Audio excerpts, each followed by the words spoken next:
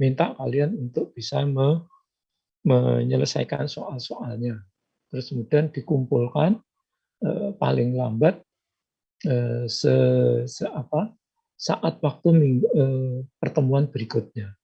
Nanti dari soal-soal itu akan saya siapkan untuk Google Form-nya, sehingga Anda tinggal kirim di situ. Akan saya batasi waktunya, ya kan, sesuai dengan kesepakatan nanti, yaitu pada jam tertentu, tanggal tertentu. Nah, tinggal Anda nanti kirim di situ. Itu karena nanti untuk ekonomi teknik ini memang kita tidak terlalu berbicara masalah teori-teori yang kelamaan gitu, enggak. Kita hanya langsung ke pengertian, rumus, langsung kemudian ada soal. Ya, jadi gitu. Itu tugas pribadi. Mungkin tugas individu ini Anda boleh kerjasama, nggak ada bahwa harus dikerjakan sendiri dan seterusnya, enggak. Boleh kerjasama, boleh contek-contekan, itu dan seterusnya, ya kan? Bahkan boleh juga, misalnya ya, ada yang sekedar minta filenya, terus kemudian ganti nama, kemudian dikumpulkan. Itu sah-sah saja, kan? Hanya saja kalau nanti ada seperti itu, ya tentu saja saya bisa meyakini bahwa Anda tidak paham lah, pasti tidak paham. Itu. Nah, tentu saja nanti kalau seandainya bahayanya adalah ketika nanti suatu saat Anda bekerja atau mendesain proses tertentu, ketika memang ketika mata kuliah ini tidak Anda kerjakan dengan dikerjakan ikut mengerjakan, ya, baik perorangan atau kelompok itu, maka saya khawatirnya Anda tidak paham dan tidak bisa mengerjakan. Nah itu, tapi secara penilaian sah, nggak masalah. Anda boleh, ya, boleh hanya pinjam, kemudian minta, bukan pinjam ya, minta, kemudian filenya dikumpulkan, itu boleh, ya itu. Terus kemudian itu tugas individu, kemudian nanti ada tugas kelompok. Nah, tugas kelompok ini nanti kelompoknya akan saya samakan dengan kelompok yang praktikum tugas perancangan. Ada kan? Nanti itu tugas perancangan. Nah, itu kelompoknya sama persis di situ. Nanti saya hanya akan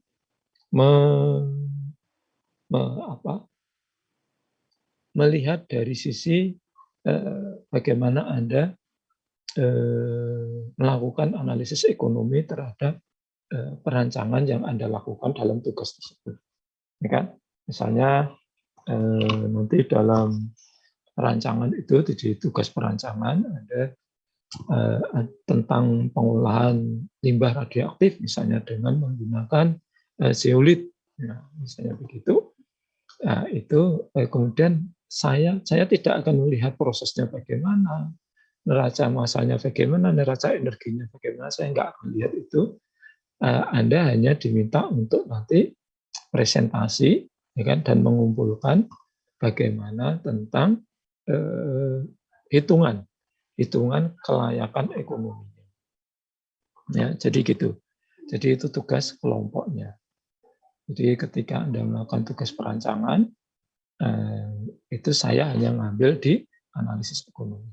Nah, ini juga saya sinkronkan juga dengan itu, supaya nanti kalau ada hal yang Anda kurang benar dalam menghitung itu, saya bisa memberikan masukan, sehingga nanti ketika Anda presentasi tentang tugas perancangan tersebut, Anda sudah bisa meyakini bahwa yang sudah Anda hitung itu sudah sesuai dengan teori ekonomi teknik. Ya, jadi itu. Jadi pertama tugas individu tadi, soal-soal dari tayangan-tayangan yang sudah akan saya buat. Kemudian tugas yang kedua adalah tugas kelompok, itu dari analisis ekonomi khususnya di tugas perancangan. Kemudian biasa nanti ada ujian tengah semester dan ujian akhir semester. Kira-kira begitu ya untuk poin-poin pengambilan nilainya. Ada yang mau tanyakan? Nggak ada. Ujian tengah semester itu bulan apa biasanya, Pak? Ada jadwalnya, Pak. Saya nggak hafal. Ada. Nanti paling setelah, biasanya sih minggu ke-8. Ini kan kita harusnya sudah mulai masuk minggu kedua ya. Ini udah minggu kedua. Karena minggu kemarin saya ada keperluan. Sehingga saya harus mencari gantinya ini. Minggu ke-8 biasanya, Pak. Minggu ke-8 dan ke-9. Itu. Itu ada yang menginformasikan tuh. Ya, makasih. Gitu, Pak Yono. Ya, makasih. Ada yang lain, monggo? Ya, Pak Gili. Ya, mungkin kalau kami yang dari RPL kan ini kebetulan tidak dibebaskan dari tugas, ya maklum aja kalau kadang-kadang harus nyambi juga bekerja gitu pas ada tugas proses itu. Mohon maaf. Ya, kenapa? Iya, nggak maksudnya mengumpulkan tugas, nggak bisa. Enggak begitu, Pak. Enggak, Pak. Nggak bisa, kalau nggak mengumpulkan tugas, nggak. Oh, boleh juga sih. Boleh sih, Pak. Nggak mengumpulkan tugas itu boleh. Ya kan? Boleh. Termasuk mahasiswa umum juga boleh nggak mengumpulkan tugas. Asal nilainya. Ya iya. Tapi kan tugas individu itu porsinya kalau nggak salah itu 15%. 15%, kalau yang tugas kelompok itu 20%. Nah, jadi seandainya nanti tugas individu nggak mengumpulkan, ya berarti 15% hilang. Gitu. Gitu. Oh ya, nanti untuk yang nilai dari saya, Anda boleh protes ya. Anda semuanya para mahasiswa boleh protes ke saya, kenapa nilainya kok hanya seperti itu, misalnya gitu. Boleh. Ya? Boleh. Nanti kalau misalnya nilainya itu ternyata proses Anda benar, gitu, saya tidak akan sungkan-sungkan untuk kemudian mengoreksi. Itu. Yang jelas nilai itu bukan saya yang membuat. Saya hanya mengumpulkan kemudian menghitung. Habis itu keluar. Gitu. Saya nggak pernah melihat, oh ini Pak Bidin ini nilainya apa enggak sih? Terus kemudian saya reka-reka itu. Oh enggak, tidak. Saya nggak akan lihat itu siapa yang A, siapa B, siapa C, dan seterusnya. Enggak. Itu. Ya, tetap mengumpulkan Pak Abidin, Pak Yono, Pak Hartono. Iya, kalau ngumpul saya insya Allah tetap, Pak. Cuma kadang ninggalin ninggalin pas lagi ada kuliah gini, kebetulan ada dadakan itu. Saya cuma minta maklum itu aja, Pak. Tapi tetap juga harus absen. Tetap. Itu tetap harus absen, Pak, karena kita juga ada aturan berapa kali ya boleh tidak absen ya. Oh ya, ini silakan untuk yang mau absen silakan sambil absen ya. Tadi sudah saya buka untuk absensi. Silakan. Itu. Jadi tetap harus absen di jam-jam kuliah dan tugas tetap dikerjakan. Nah gitu. Ya Pak ya. Iya.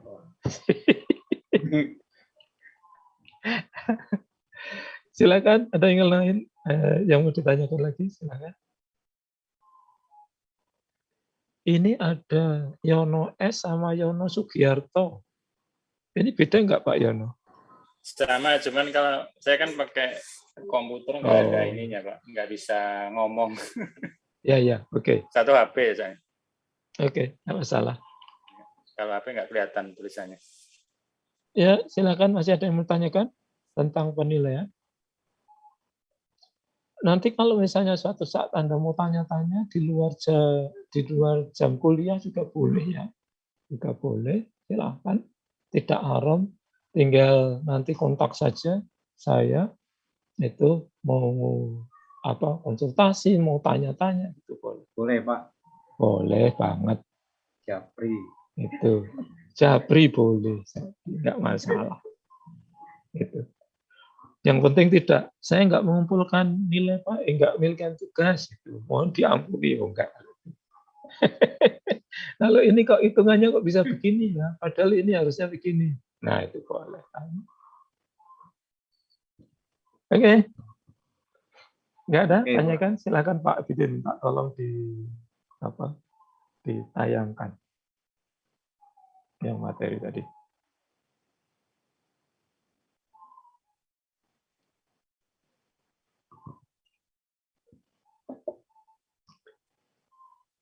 Ya, teman-teman mahasiswa sekalian. Jadi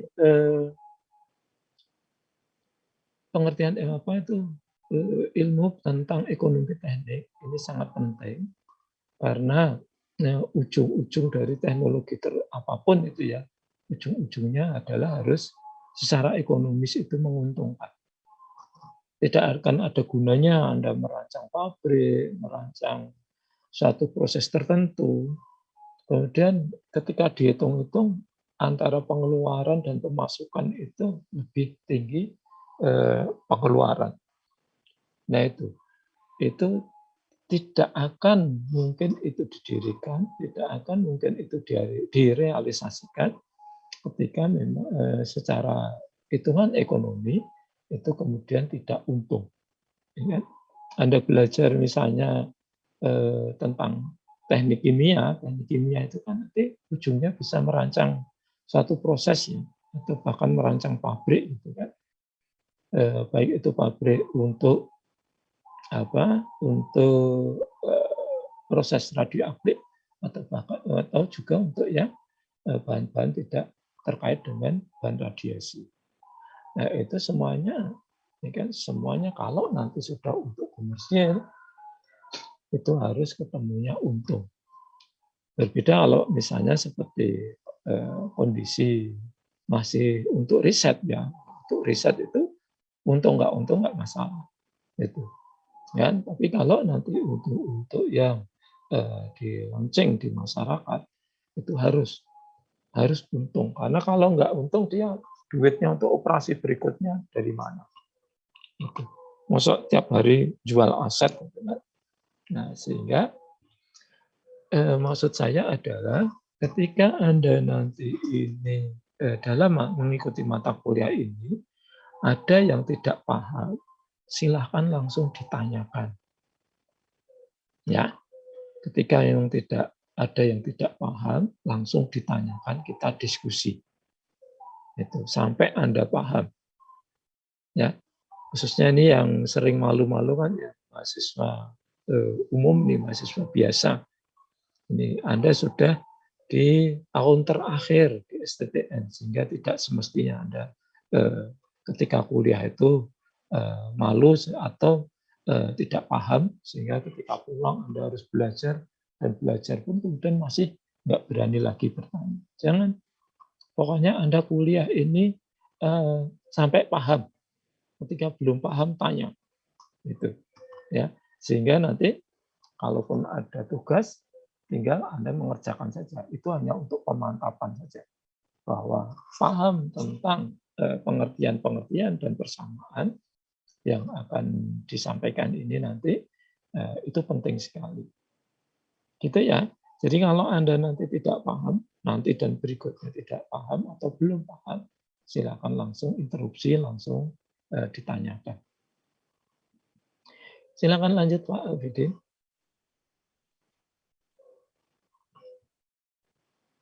Ya, pengertian ekonomi teknik ini saya ambil dari ini namanya Gerard J atau Towson atau Fabriki.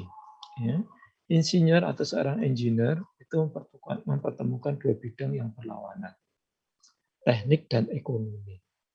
Bidang teknik fokus pada produksi dan pelayanan berdasarkan hukum-hukum teknis, sedangkan nilai kekayaan dari produk dan layanan diukur berdasarkan kriteria ekonomis. Intinya begini, bahwa ketika Anda ketika belajar perancangan, belajar tentang teknik reaksi, belajar tentang termodinamika, dan seterusnya.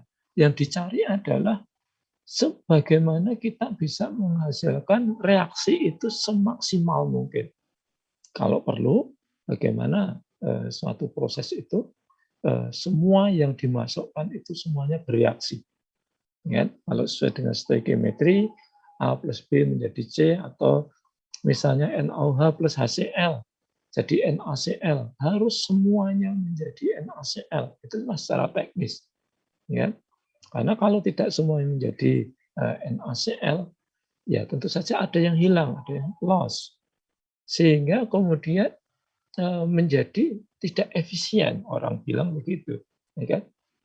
Nah, tapi ternyata tidak selamanya bahwa itu menjadi pilihan yang akan dilaksanakan.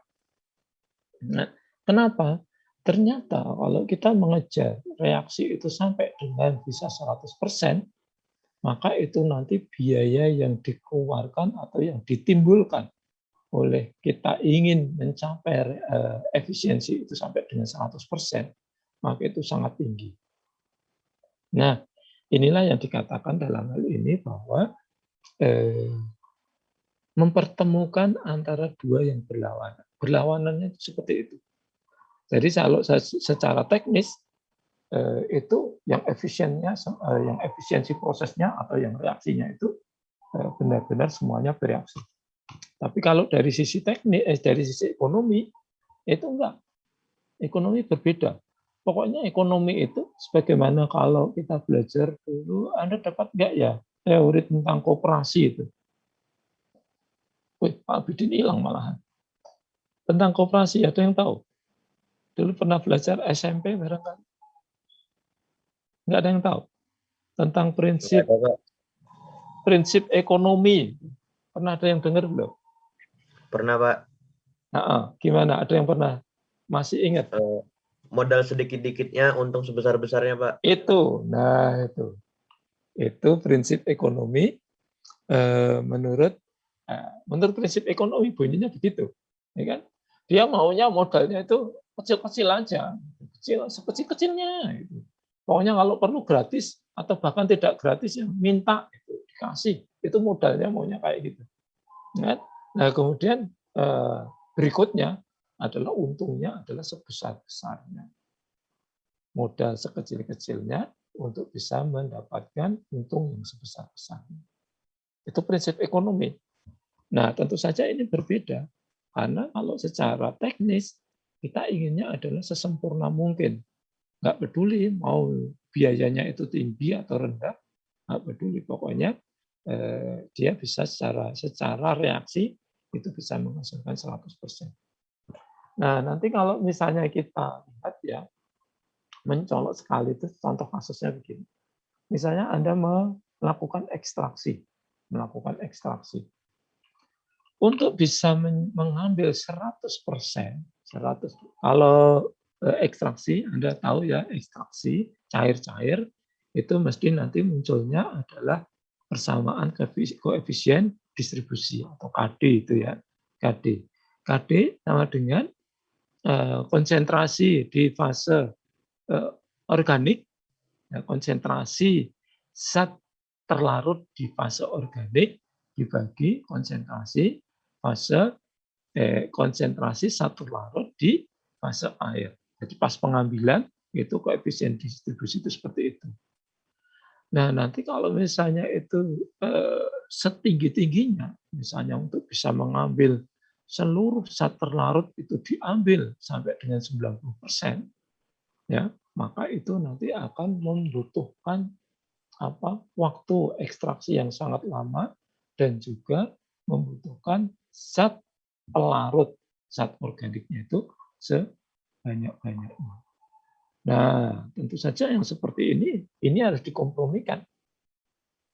Dikompromikan antara satu prinsip dia menginginkan adalah mengambil sebanyak-banyaknya atau reaksinya itu se-efisien mungkin atau sebagaimana supaya reaksi itu bisa terjadi semuanya yang kita reaksikan, dan kemudian dibarengi juga dengan secara ekonominya itu juga menguntungkan.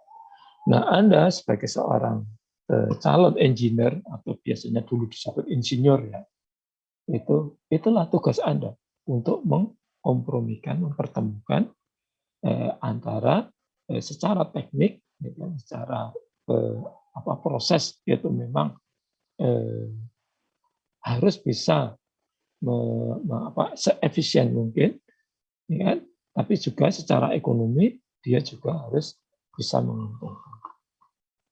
Nah, itulah peran dari tugas dari seorang engineer. Itu. Lanjut Pak Abidin.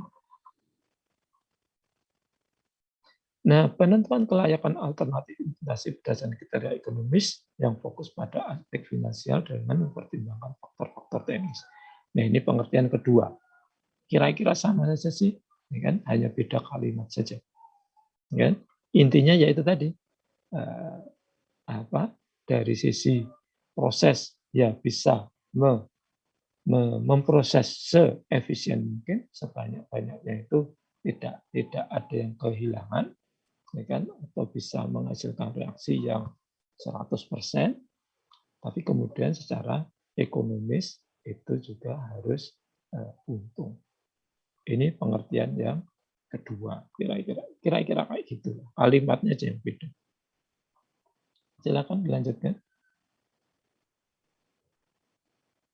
Nah ini, efficiency teknis itu kan output dibagi dengan input, ya enggak? Secara teknik. Outputnya berapa? Oh, outputnya ternyata 90. Inputnya tadi berapa? Inputnya 120. Berarti efisiensi adalah 90 per 120 kali 100%. Nah, kalau efisiensi ekonomis, itu kekayaan. Kekayaan itu artinya ya untungnya sama modalnya itu ketika masih di tangan, dalam penguasaan seseorang itu disebut kekayaan. Dibagi dengan biaya. Ya, beda ini. Efisiensi teknis tidak mungkin sama atau lebih besar dari 100%. Namun efisiensi ekonomis dapat bernilai lebih dari 100%. Kenapa kok bisa kayak gitu? Karena di efisiensi ekonomi itu muncul adanya untung. Justru kalau tidak mencapai, tidak lebih dari 100%, ya itu nggak diinginkan. Nah, gitu kan. Misalnya Anda mau menjual, membuat pabrik roti, gitu kan, pabrik roti. Ya, beli alat ini, beli ovennya, beli pengaduknya, dan seterusnya ya. Nah itu kemudian sampai dengan membeli bahan bakunya, ada gandum, ada gula, dan seterusnya. Nah itu kalau di total misalnya itu mencapai nanti termasuk ketika dijual ya, dijual dan seterusnya itu kan ada tambah itu. Nah itu yang disebut sebagai kekayaan. Nah kalau biaya itu hanya untuk operasionalnya itu berapa, termasuk tadi untuk pembelian. Ya, jadi secara ekonomi, kalau efisiensi dalam pengertian ekonomi justru harus mewajibkan sampai dengan 100%. Kalau di teknik nggak mungkin, ya kan? Di bidang apapun ya, tidak hanya di untuk reaksi. Contoh misalnya pompa listrik lah, misalnya pompa itu mesti antara energi yang dimasukkan dengan energi yang dihasilkan oleh pompa itu pasti ada yang hilang. Ya?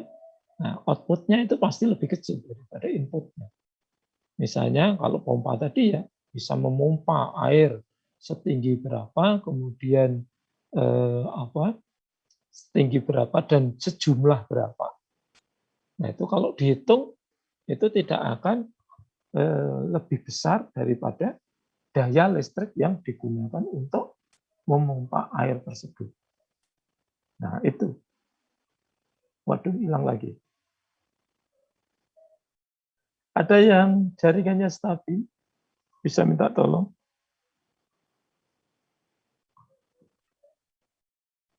Ada? Sekali lagi saya mohon maaf ya. Karena laptop saya yang masih bermasalah.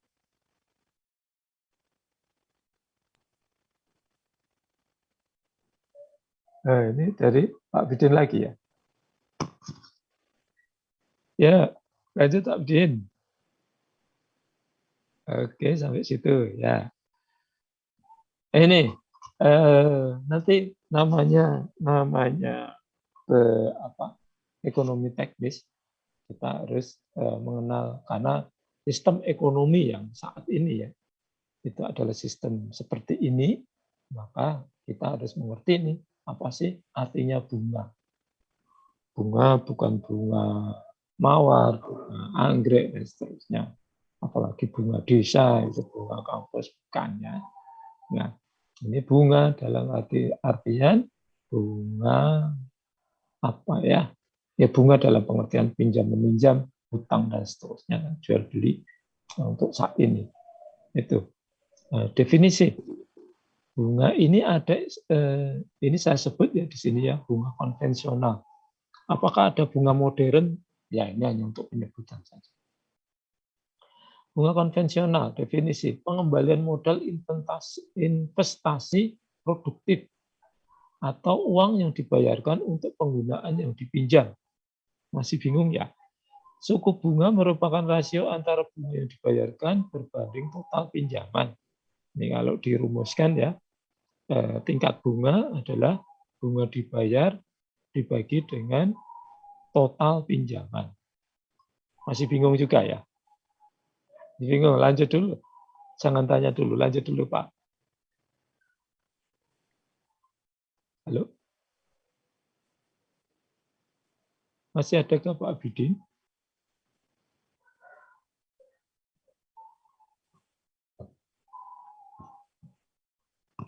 Halo, putuskah ya? Putus. Udin. Bisa minta tolong yang lain. Kayaknya nggak ada Pak Abidin. Ini dari siapa nih? Saya Hartono Pak, tapi kalau Enggak. Ini yang menampilkan nih bukan Pak Abidin. Abidin kok masih itu? Ini saya Pak. Oh, masih ada. Halo. Tadi putus-putus kenapa Pak Abidin? Jadi ya, contoh nih. stabil. Oke, nggak masalah. Meskipun bunga ini lanjutan yang tadi. Yang ini, Pak. Saya ke atas yang sebelumnya ini bukan. Nggak bisa ya. Belum muncul ya. Belum, ini masih. Nggak gerak ini ya. Coba jangan di slideshow. Biasa. Ini. Enggak, yang di atasnya, yang sebelumnya mana? Tadi yang pengertian bunga tadi. Bunga konvensional. Ini Pak. Mana? Sebelumnya lagi? Oh iya, ini benar ini. Tadi ya. Ini. Nah, ini berikutnya silakan. Jadi ini tadi tayangan terakhir kan ini. Ya. Nah, oke. Contoh. Jika perusahaan meminjam 60 juta dari BCA dan harus membayar bunga pinjaman 6 juta per tahun, maka ini ada pengertiannya adalah bunganya 6 juta dibagi pinjamannya 60 juta sama dengan 0,1 atau sama dengan 10%. Nah, jadi bunga sebanyak dari 6 juta tadi itulah ya, tambahannya. Pengembaliannya berapa berarti?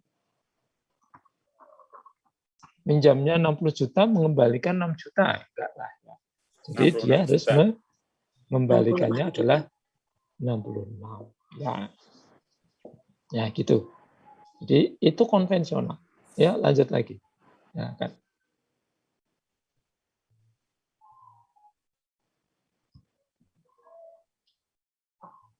Lanjut Pak Bidin.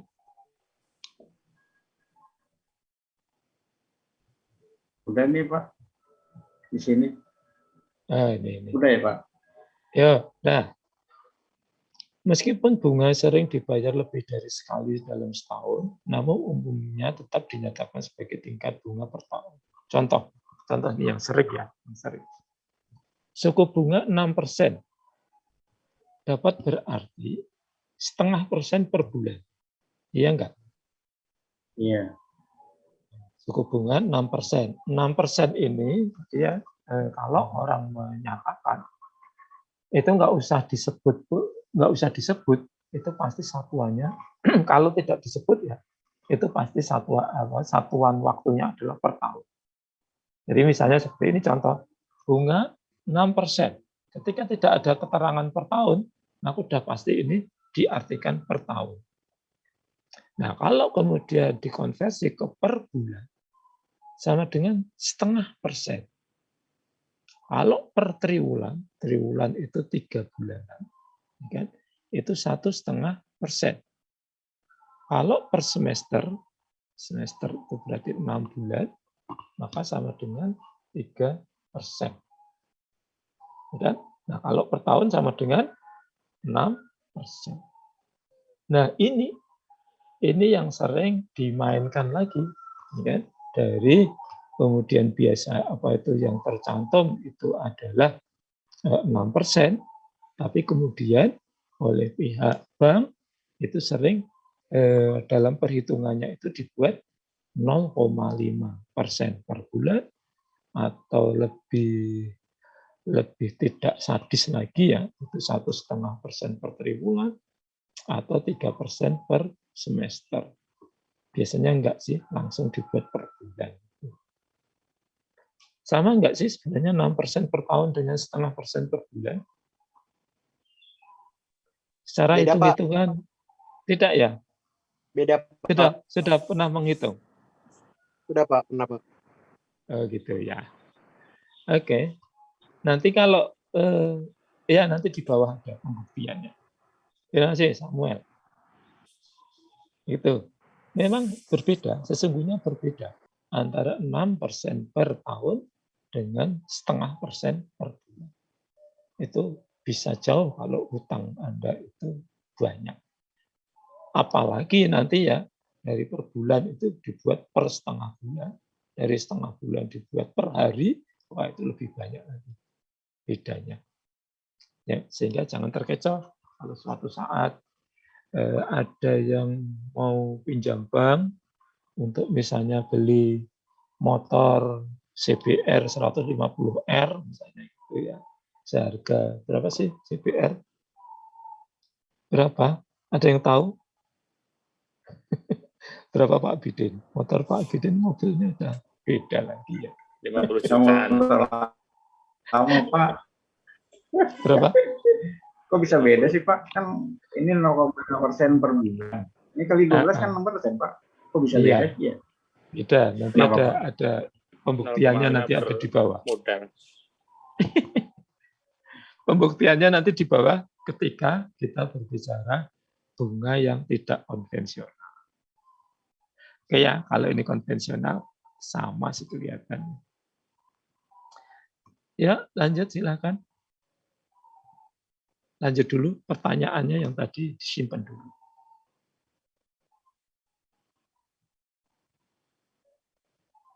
Oke. Bunga tunggal. Ya, bunga tunggal apalagi ini? Ini masih ini. Pembayaran kembali suatu pinjaman dengan metode penjumlahan proporsional terhadap pinjaman sepanjang waktu yang telah ditentukan. Contoh, ini nggak usah mikir tentang definisinya, itu bikin pusing ya. Pokoknya bunga tunggal itu contohnya seperti ini. Seseorang pinjam 100.000 bunga atau nanti interest ya, bisa disebut interest, singkatannya I nanti, itu 10%. Maka kalau dia itu pinjamnya adalah misalnya, karena ini tidak disebut ya 10%-nya, sehingga bisa diartikan bahwa itu adalah 10% per tahun. Ya. Nah, sehingga kalau pinjamnya adalah 3 tahun atau periodenya 012, itu dari pokoknya 100.000, maka 10% dari 100.000 adalah 110. Kemudian kalau pinjamnya 100 lagi, kalau periodenya sampai 2, maka dikembalikannya menjadi 120. Kalau kemudian sampai periode ketiga, itu maka pengembaliannya menjadi 130. Nah, kalau kita lihat ya, bisa di Pak Afidin, pointernya bisa di bunga itu. Bunga. Nah, bunga itu kan semuanya 10, 10, 10. Ya kan? Bunganya itu 10.000, 10.000, 10.000.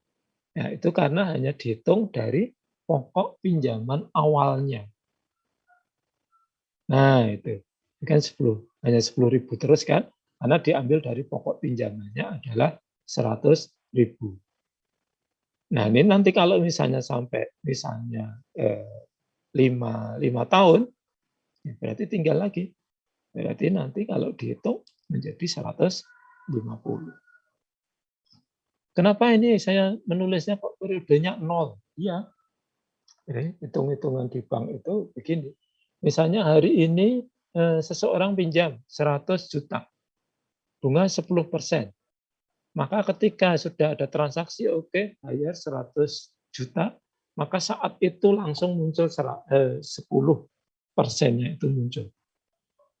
Ya, meskipun belum setahun, baru terima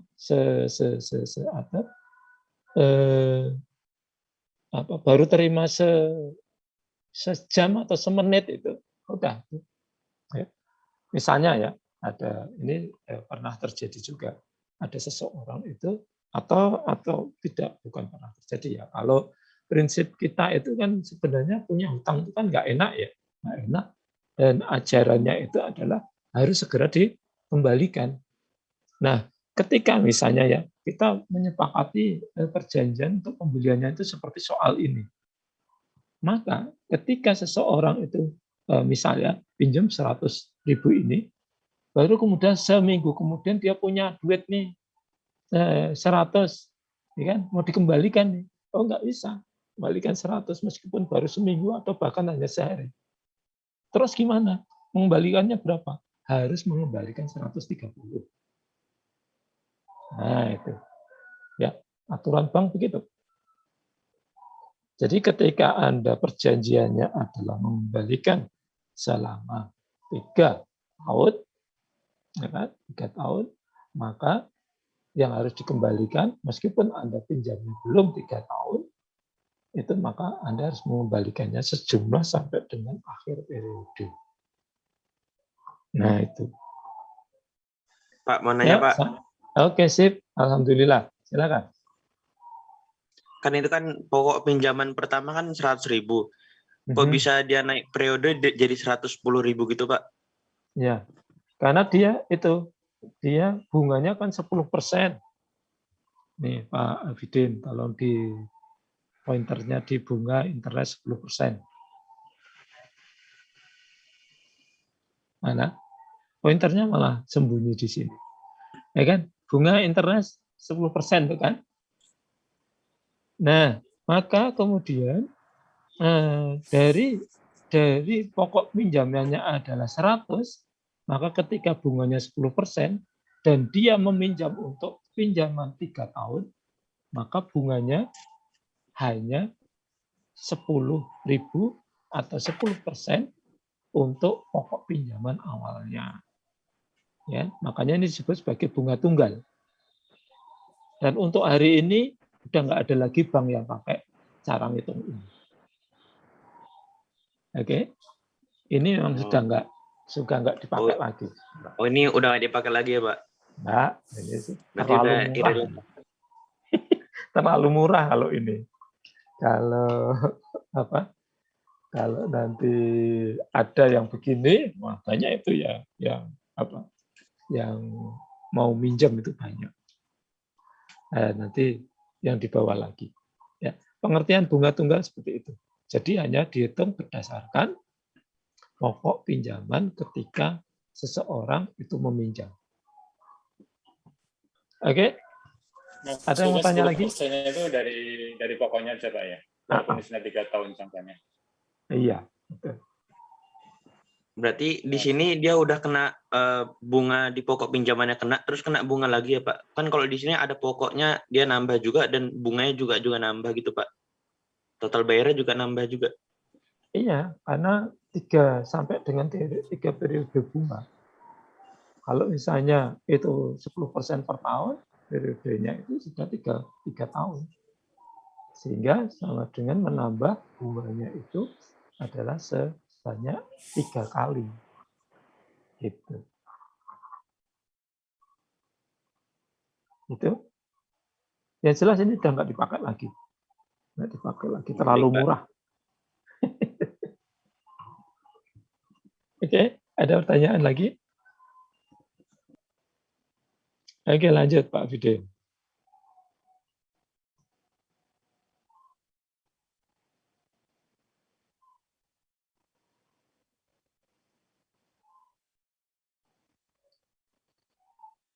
Nah, ini. Bunga majemuk. Nah, ini yang sekarang dipakai ini yang ini. Bunga majemuk atau bunga berbunga. Suatu pinjaman dibuat untuk beberapa periode bunga, di mana bunga dihitung dan dibayar untuk periode 1 tahun atau pecahannya. Ya, nggak usah mikir tentang definisi. Contohnya, pokok pinjaman 100.000, bunga atau interestnya 10%. Maka kalau kita lihat, 10% ini adalah dihitung dari pokoknya itu. Contoh nih, lihat yang di periode 0. Ya, periode 0. Itu pokoknya kan pinjamnya 100.000. Maka 10% dari 10.000 adalah 10. Kok dari 10.000? 100.000. 10% dari pokok 100.000 adalah 10.000. Sehingga kalau seseorang itu mau melunasi di tahun atau di periode bunga pertama, maka dia mengembalikannya adalah 110.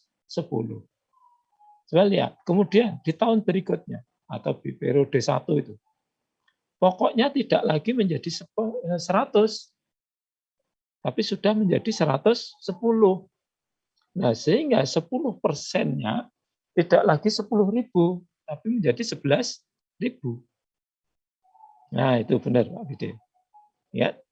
Jadi kalau yang tadi kan pokoknya tetap 100.000. Kalau yang ini enggak, karena kan per tahun. Jadi kalau Anda pinjam 100.000 di tahun pertama, itu menjadi 110. Tapi kalau tahun kedua, pokok pinjamannya tidak lagi 100, tapi adalah 110. Nah, sehingga kalau mau membayar di periode kedua menjadi 121.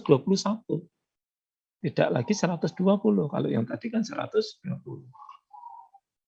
Nah, kalau masuk tahun ketiga, itu dia menjadi awalnya pokoknya menjadi 121.000. Kan diambil dari total bayar periode kedua.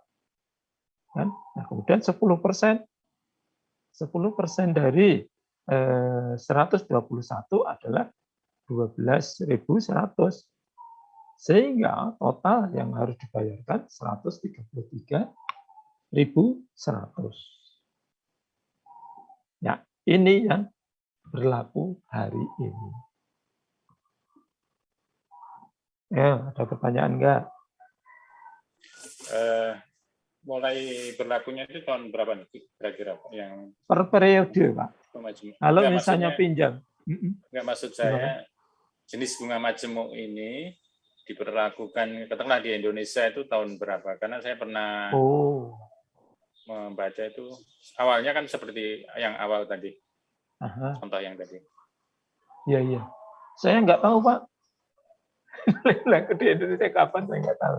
Iya. Karena selama ini yang saya tahu ya ini sih yang berlaku itu ya bunga majemuk ini. Iya. Tapi kalau bank-bank mulai memperlakukan kapan saya belum tahu. Itu. Ya, makasih. Ya, silakan. Ada yang lain lagi. Penting loh ini ya. Jadi ini seperti bunga itu. ini masih dipakai misalnya kita pengen bangun perusahaan masih pakainya yang ini juga ya Pak? Iya, hitung-hitungannya nanti kalau di analisis ekonomi untuk tugas perancangan ya ini. Itu.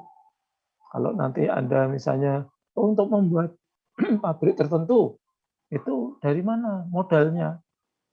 Nggak mungkin lah modalnya itu dari kalian semua misalnya untuk membangun butuh 100 miliar. Gitu. masa sih punya uang 100 miliar? Ya biasanya ada sebagian atau bahkan keseluruhan itu didapat pinjam dari bank. Maka dalam perhitungan itu nanti Anda menghitung dengan cara ngitung bunga majemuk ini. Itu. Ya. Pak. Kalau Anda nggak pinjam di bank juga boleh sih. Ya, gimana lu? Ini Pak mau nanya. Jadi semisal kalau kita pinjam periodenya 1 tahun kan Pak. Jadi pas dibayarnya pas periodenya itu langsung bayar 121.000 Pak. Harusnya begitu. Ya kan? Misalnya gini, ini kecurangan lagi, tambahan lagi. Misalnya begini, Anda pinjam ada seseorang ya, pinjam 100 juta di bank tertentu. Bunganya 10% per tahun. Mestinya itu ya mengembalikannya, misalnya beli pinjamnya Januari, ya akhir Desember itulah, kemudian kasih 110. Tapi kenyataannya enggak. Dilakukan apa yang dilakukan oleh bank adalah Anda harus mencicil per bulan. Nah, itu yang terjadi. Nyicil per bulan. Emang beda kok menyicil per bulan. Misalnya gini, 120 lah katakanlah ya, 120. Kalau misalnya nyicil di bank, nyicil per bulan berarti per bulan berapa bayarnya? 10 kan? Kalau 120, kemudian karena dibagi 12, maka kemudian per bulannya adalah 10. Loh kan sama Pak, 120 dengan dicicil 10 per bulan. Beda. Loh kok beda kenapa? Karena yang 10 Anda bayar di bulan pertama, itu oleh pihak bank bisa lagi dipinjamkan ke orang lain. Nyicil lagi di bulan kedua, ada lagi bisa dipinjamkan ke yang lain. Nah, itu yang terjadi. Nah, itu loh. Ya. Harusnya kalau secara aturan ya, mestinya ya kalau pinjam Januari yang mengembalikannya Desember akhir sebanyak tertentu, gitu. Nggak dicicil. Nah, terus Pak, memang kalau untuk dicicil, silakan. Yang periode 0 itu berlakunya gimana Pak? Ya itu tadi, kalau Anda masih di periode pertama. Jadi contohnya gini, seseorang pinjam hari ini, tanggal berapa sih ini? Tanggal 21 ya. 21 September tahun 2021. Oke, 100 juta. Oke. Maka kalau kemudian besok ternyata orang tadi punya uang 100 juta ini nggak jadi mengembalikan. Gitu. Tak kembalikan 100 juta. Tak tambahin deh tidak 100 juta, tapi 101 juta. Kira-kira mau nggak? Nggak mau. Nah, kalau perjanjiannya selama 1 tahun, maka dia sesungguhnya harus mengembalikan sebanyak 110. Itu baik masih di bulan September, atau di bulan Oktober, atau bulan Desember, itu tetap sudah harus membayarnya adalah 110. Sehingga periode 0 itu artinya belum 1 tahun, belum 1 periode, itu sudah harus mengembalikan sejumlah ditambah bunganya 10%. Gitu pengertiannya. Oke Pak, ngerti Pak. Makasih banyak Pak. Pokoknya yang belum ngerti segera tanya ya. Supaya karena ini nanti akan digunakan terus. Gitu. Ya. Nah nih sampai sini bunga majemuk paham ya? Oke, kalau nggak ada pertanyaan silahkan lanjut Pak Didi. Nah ini kelebihan dan kelemahan. Kelebihan kalau misalnya bunga tunggal ya. Jika pembayaran ditunda pada akhir periode pinjaman, maka secara akumulasi lebih murah. Kalau bunga majemuk, pokok pinjaman akan berkurang jika pembayaran lebih besar daripada bunga. Itu. Dan seterusnya ya. Pengertiannya seperti tadi. Artinya begini, ini ya. Yang bunga majemuk kelebihannya misalnya Anda tadi wajib mengembalikannya adalah pokok pinjaman akan berkurang jika pembayaran lebih besar daripada bunga. Ya, artinya kalau misalnya ya Anda pinjam di bank itu tadi tabelnya adalah 10%, bunganya 10%. Kalau misalnya Anda nanti ya misalnya sampai dengan 15 tahun atau apa misalnya untuk KPR ya, beli rumah, itu kalau Anda bayarnya itu lebih rendah daripada bunganya, bisa tadi bunganya 10 ya, 10.000, maka hutang Anda itu tidak akan pernah lunas. Ya. Bisa kembali lagi ke slide yang tadi Pak Bide. Yang sebelumnya.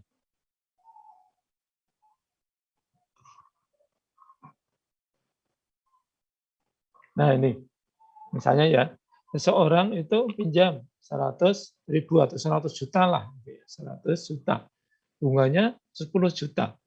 Kalau kemudian seseorang tadi itu hanya mengembalikannya itu selalu hanya di bawah 10 juta, misalnya ya, hanya 9 juta atau bahkan kurang, maka hutangnya itu nggak akan pernah lunas. Karena dia membayar 10 juta, itu hanya mengembalikan supaya hutangnya itu menjadi seperti awal dia hutang. Ya. Kalau pinjamnya 100 juta, kemudian dia mengembalikan per tahun itu ternyata di bawah 10 juta, maka tambah terus, ya kan? Semakin lama semakin tambah hutangnya, meskipun sudah mengembalikan. Loh kan saya sudah mengembalikan, itu kan 9 juta. Kok malah hutang saya menjadi lebih membengkak lagi. Nah, itu ceritanya. Ya, silakan. Boleh Siapa tanya, tadi? Pak? Ya. Berarti tadi kalau di bawah 10 juta yang dibayar berarti bunganya aja, tapi masih bunganya belum lunas juga, berarti yang hutang pokoknya masih 100 juta. Masih 100 juta, masih 100 ditambah juta. Bunganya yang misalnya bayarnya yang belum terbayar. Berarti masih 1 juta gitu ya? Iya. Jadi dia hutangnya tidak lagi 100, tapi menjadi 101. 101, karena kan yang 9 juta sudah dibayar. Ya. Nah, itu yang terjadi. Kalau besok 9 juta lagi, tambah lagi. Nah, gitu yang terjadi. Jadi kalau seseorang itu membayar masih di bawah bunganya, dia akan hutangnya itu tambah lagi. Oke?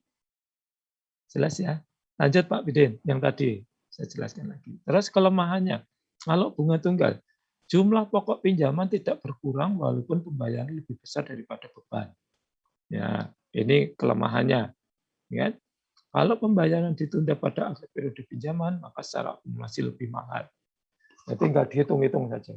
Ini kalimat hanya dipahami seperti tadi.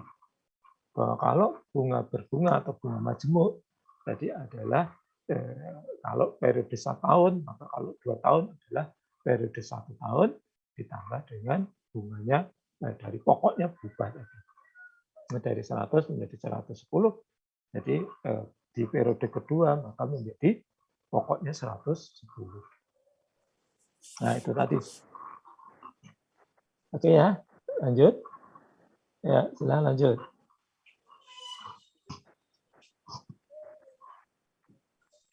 Nah, ini istilah nanti bisa menjawab yang tadi. Ada namanya bunga nominal, adalah bunga yang dinyatakan. Nah, ini tadi ya. Jadi bunga nominal misalnya bunga tadi pinjam 100.000, bunganya 10%. Maka itulah 10% itu disebut sebagai bunga nominal karena dia adalah bunga yang dinyatakan. Bunga efektif adalah bunga yang berlaku. Seringkali bunga dinyatakan untuk periode tahunan tetapi dimajemukkan tiap bulannya. Nah, ini contoh tadi kan. Apa bedanya antara 6% per tahun dengan 0,5% per bulan. Nah, ini nanti akan kita lihat.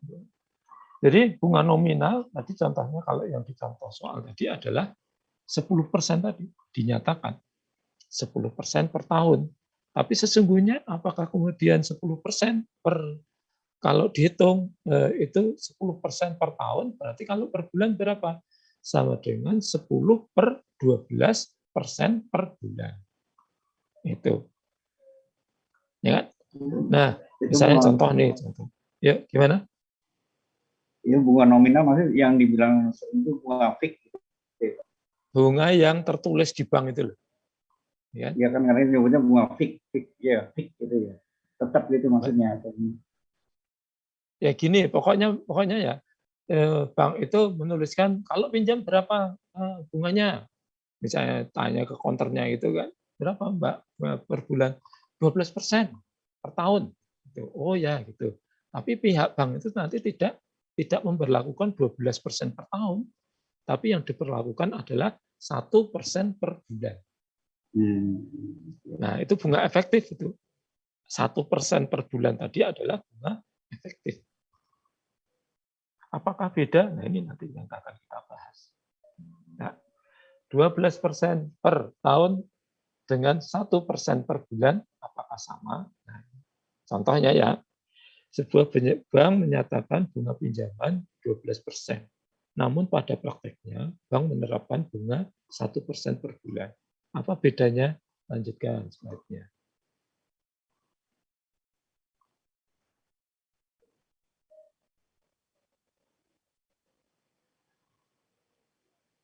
Nah, oke, ini rumusnya kayak gini. Rumusnya, formulasi bunga nominal sama dengan M bagi R per M sama dengan R, di mana M adalah periode pengulangan yang dimasukkan, R adalah bunga nominal per tahun. Oke, lanjut aja dulu.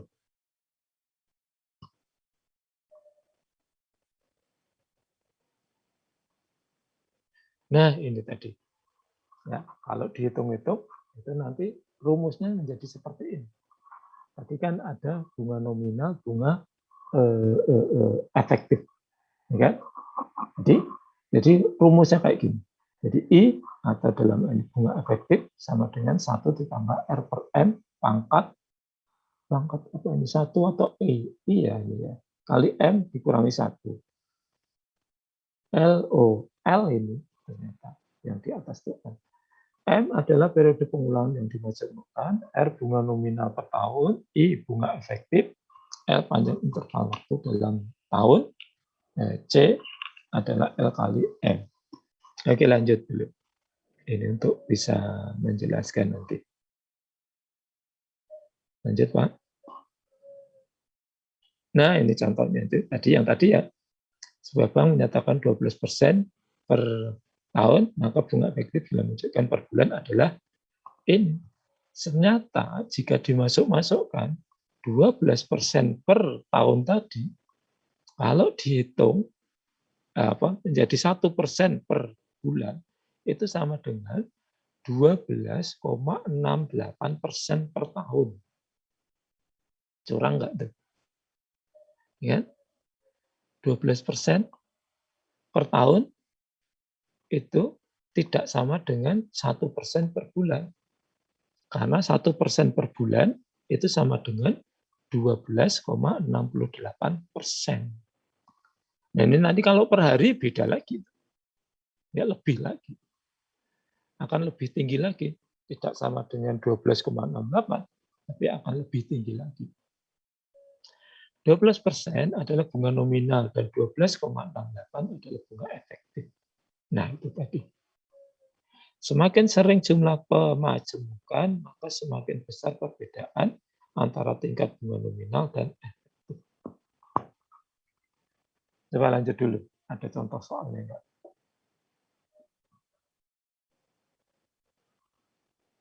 Oh, ini beda lagi. Sampai yang tadi dulu, Pak Didin, dinaikkan dulu. Tadi kok bisa 1,12 dari mana, Pak? Ini ada persamaan tadi. Yang ini. Coba naik lagi ke atas.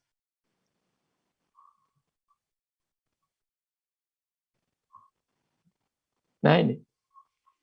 Ya. Untuk mengkonversi antara bunga efektif dengan bunga nominal R nih, R yang di persamaan di atas itu R. Itu bunga nominal yang dinyatakan yang 12% tadi. Itu. Ya. Jadi itu. Jadi persamaan itu. Nah, kalau nggak percaya, nanti bisa dibuktikan, ya, dibuktikan. Dari contoh soal yang sebelumnya, coba ke atas Pak Bidin, ke atas lagi, terus ke atas lagi.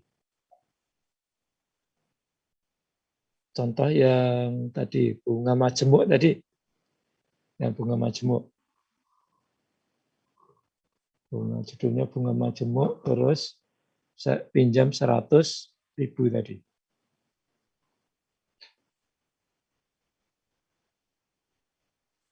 Lagi. Nah ini, ya, ini. Silahkan Anda hitung ya.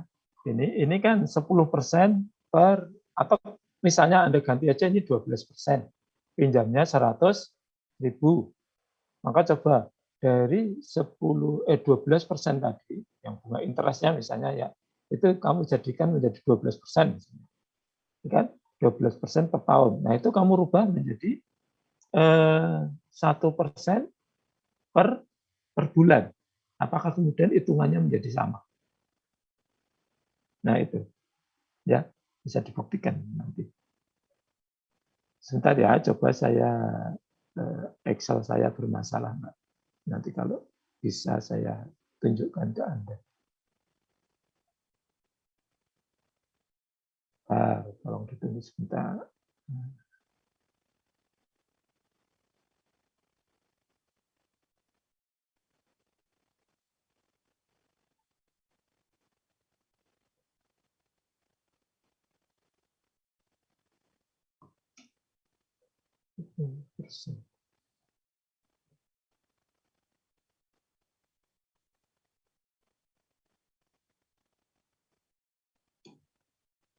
Oh bisa. Pak Bidin tolong stop share screen-nya. Oke, saya share screen Excel. Sudah kelihatan ya?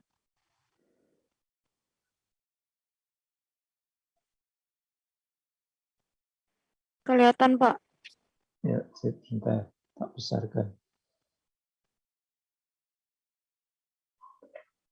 Oke, contoh kalau misalnya kita ngitung tadi pinjamnya 100.000. Kemudian bunganya ini pokok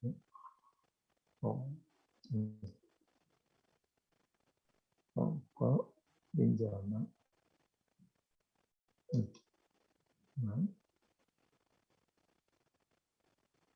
terus bunganya 10 atau 12 ya, 12%. Maka 12% bunga dalam rupiah. Bentar ya, berarti di sini. 5%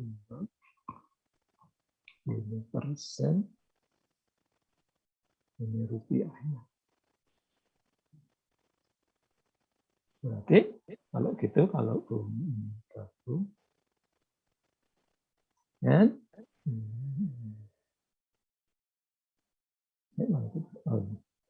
ini berarti sama dengan ini kali ini. Oke, segitu sehingga ini pengembalian.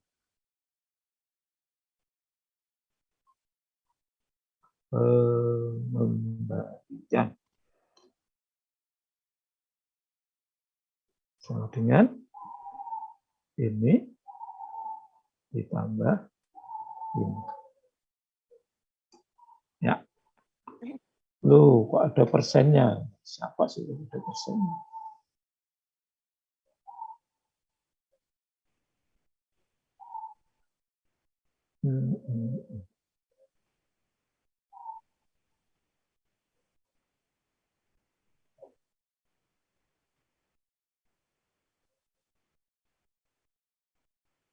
rupiah. Itu nyarinya sulit ya.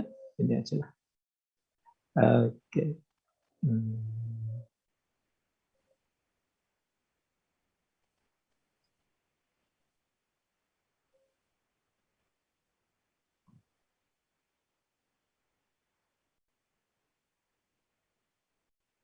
Tuh. Ya, jadi kalau ya,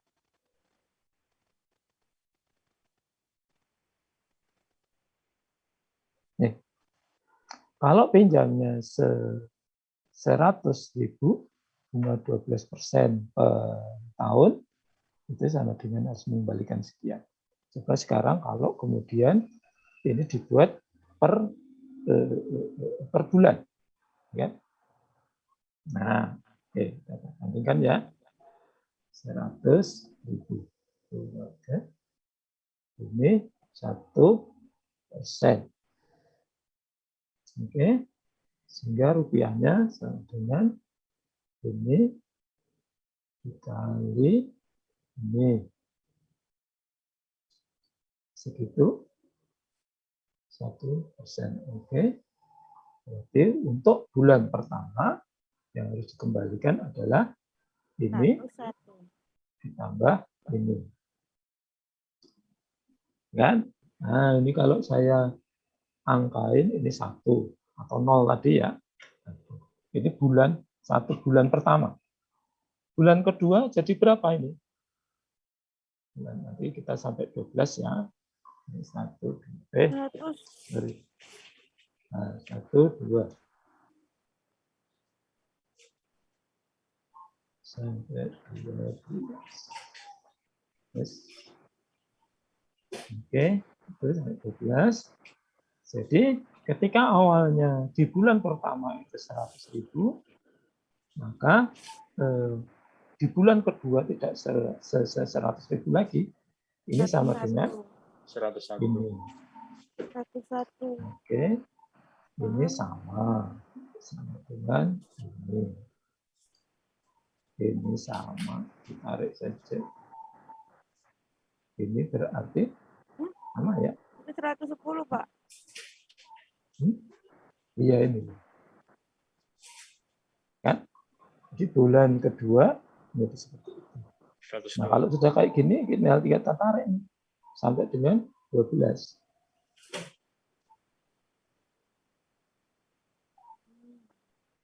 Nah, kita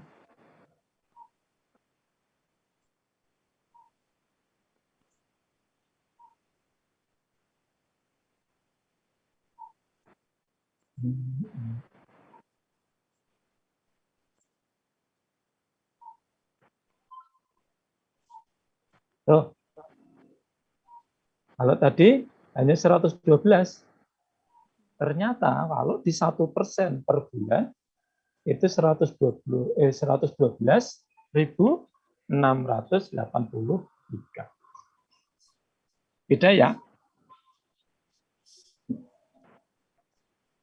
Ada pertanyaan? Itu tadi makanya inilah bedanya. Kalau ini yang nominal tadi, ini bunga nominal. Ya. Mohon maaf ini ada backsound suara orang kampung lah biasa. Ada penggilingan padi. Ini adalah bunga apa tadi? Bunga nominal dengan efektif. Efektif, Pak. Oke. Ini ternyata beda. Jadi 12% per tahun berbeda dengan 1% per bulan. Siapa belum jelas? Wih, jelas semua, alhamdulillah. Jelas, Pak. Bisa ya, kalau dikasih soal nanti bisa ya. Bisa lah, pusing-pusing dikit, nggak apa-apa. Jangan yang susah-susah, Pak. Enggak susah. Ini. Ngitung kayak gini bisa toh? Misalnya. Oke, lanjut yang tadi lagi, Pak. Saya stop share-nya. Silakan, ada yang tanya enggak? Nggak ada. Masih aman, Pak. Aman, alhamdulillah, luar biasa. Tetap semangat. Mana Pak? Ini. Yang mana tadi? Pokoknya sampai dengan yang itu 14 itu. 14. 14. Ya, 14 tadi terakhir. Oke, itu ya, jelas ya. Jadi 0,68% tambahannya itu kayak tadi itu ceritanya. Oke, lanjut ini yang berikutnya.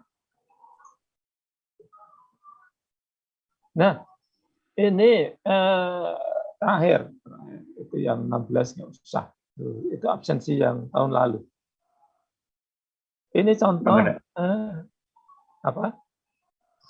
Contoh kalau ini saya ingin menyampaikan begini. Orang itu sering kemudian kalau misalnya sehingga orang kalau misalnya malah yang ini yang terakhir tadi yang dinar nomor terus bawah terus dua lagi. Nah ini S yang atasnya. Oke. Nah, jadi kalau misalnya untuk mengamankan, jadi kalau misalnya seperti misalnya ditanya lah, Pak Biden dulu waktu SD dikasih orang tuanya untuk jajan berapa Pak Biden? Ingat nggak? Dulu berapa rupiah? Seket Pak, 50. 50 rupiah. Iya. Iya, 50 rupiah. Ya? Masih SD kan Pak? Iya, SD. Itu dulu bisa untuk beli apa?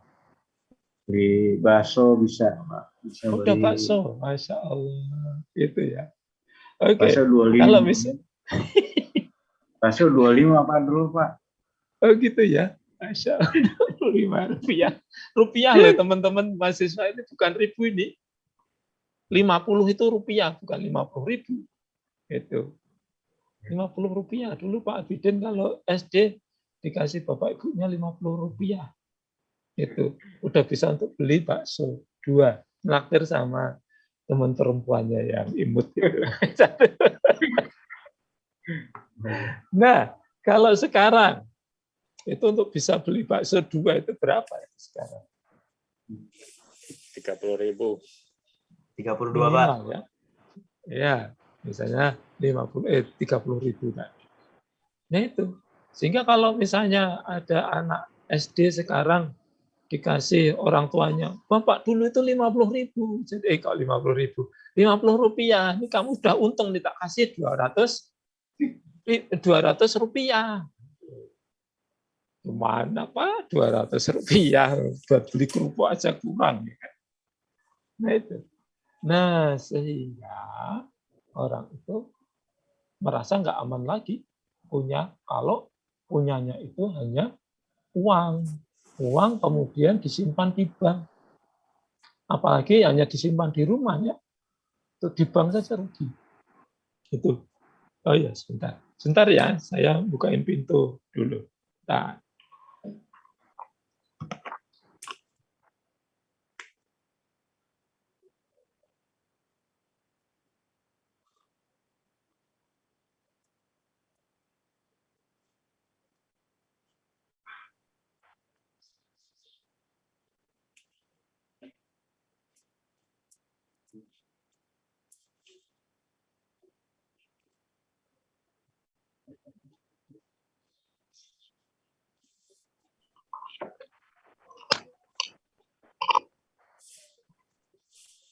Ya, sehingga kalau untuk mengamankan uangnya, itu sebenarnya kalau nabung di bank itu masih rugi.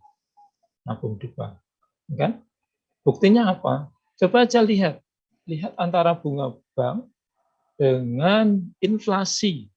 Itu ketinggian mana?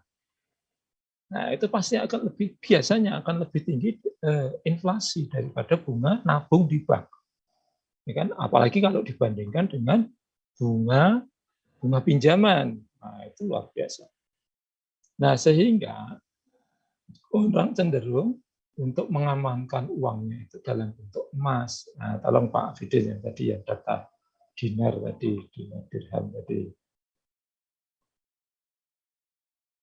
ke bawah.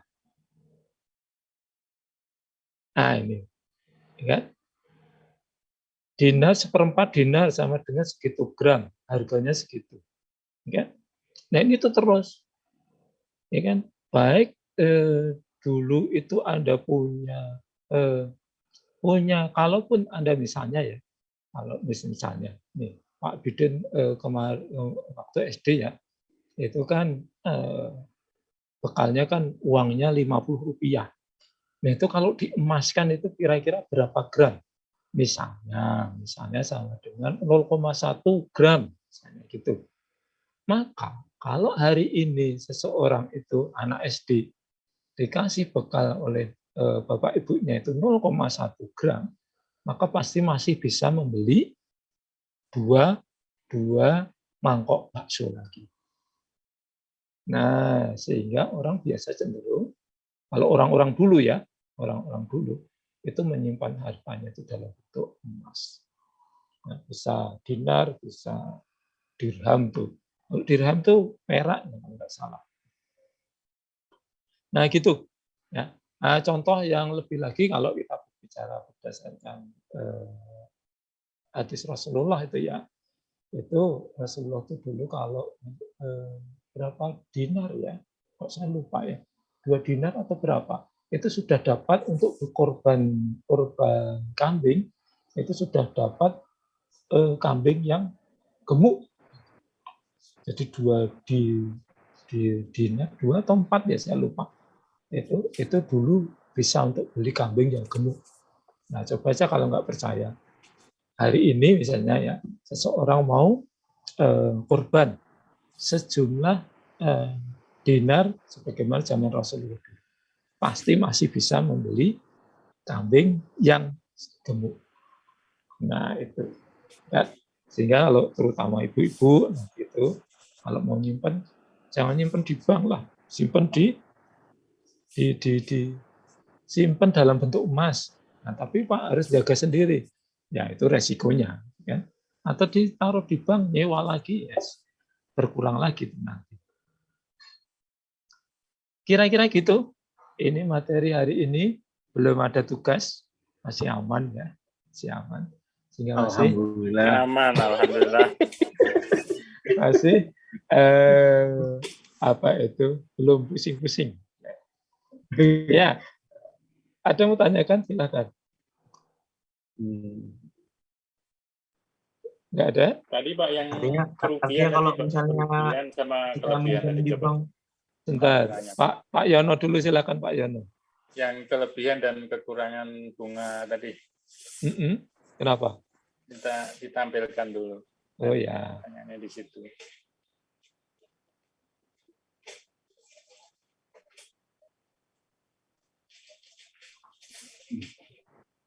Mana Pak Jin? Apel tadi. Nah, maksud ini yang mau saya tanyakan, kelemahan bunga tunggal, jumlah pokok pinjaman tidak berkurang walaupun pembayaran lebih besar daripada beban. Maksudnya seperti apa itu?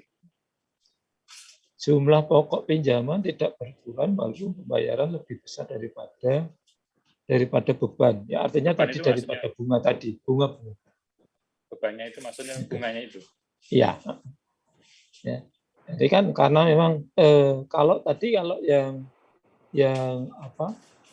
yang bunga berbunga tadi kan sesungguhnya kalau bisa bayarnya itu lebih besar kan bisa lebih cepat lunas.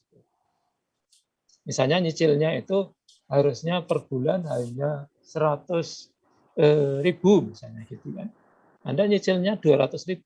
Nah, itu akan lebih cepat.